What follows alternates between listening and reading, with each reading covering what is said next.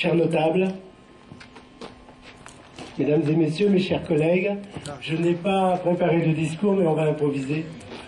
C'est pas un problème. D'abord, Majesté, je voudrais vous dire que moi, je suis très honoré d'être là. Et si notre présence vous honore, sachez que votre réception nous honore aussi. Je ne suis pas un Camerounais, je suis Camerounais débutant, mais je ne suis pas un Africain débutant. J'ai vécu au Sénégal 4 ans, et je peux me rendre compte quand même, et puis j'ai véhiculé dans pas mal de pays africains, je pense à l'Afrique du Sud, je pense au Mali, Guinée-Conakry, Guinée-Bissau, chez le Kenya, etc. Je pense que les traditions et la culture en Afrique, c'est très ancré. Et je pense que vous avez raison. Je me permets de vous le dire, et c'est franchement ancré au Cameroun. Et je pense que c'est une excellente chose. Et je vais vous dire pourquoi, je vais vous donner mon sentiment. Moi je suis européen, vous l'avez compris, je suis français. On est moins tradition. Et je pense que c'est peut-être une erreur. Pourquoi? Parce que le monde va très vite. En 1200, là où votre généalogie a commencé, la Terre tournait à la même vitesse que maintenant, mais on n'avait pas Internet, on n'avait pas la télévision ni la radio.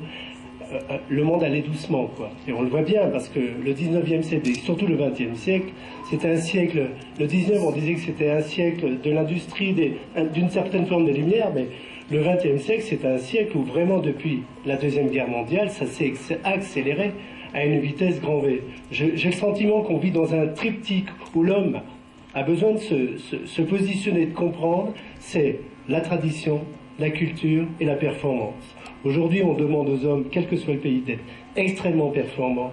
Mais heureusement qu'on a un peu de tradition. Moi, la tradition, c'est quoi? C'est mes grands-parents. C'est mes grands-parents, la tradition. La culture, je suis français, j'ai besoin d'une culture. Chez nous, vous le savez bien, c'est les poètes. C'est tous ces poètes qui ont fait la Révolution française. Chez vous, c'est encore autre chose. Et je vois qu'à Bafoussam notamment, mais il n'y a pas qu'à Bafoussam, vous mettez ça au centre des préoccupations. Et moi, je me permets de vous féliciter, parce qu'on a besoin de ça. Vous savez, le monde de la téléphonie, c'est un monde très guerrier. Heureusement qu'on a un peu de tradition et de culture pour quand on revient le soir, on oublie un petit peu la journée parce que parfois durant la journée, on a affronté des problèmes. Voilà. Donc ça nous fait du bien. Et ça, je voulais dire. Alors je suis très impressionné.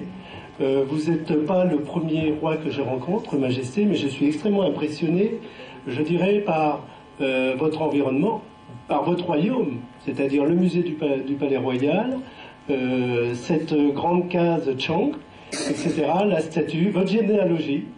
Je vois qu'il y a de la mémoire, et ça, je trouve que c'est une excellente chose, voilà. Voilà ce que je voulais vous dire.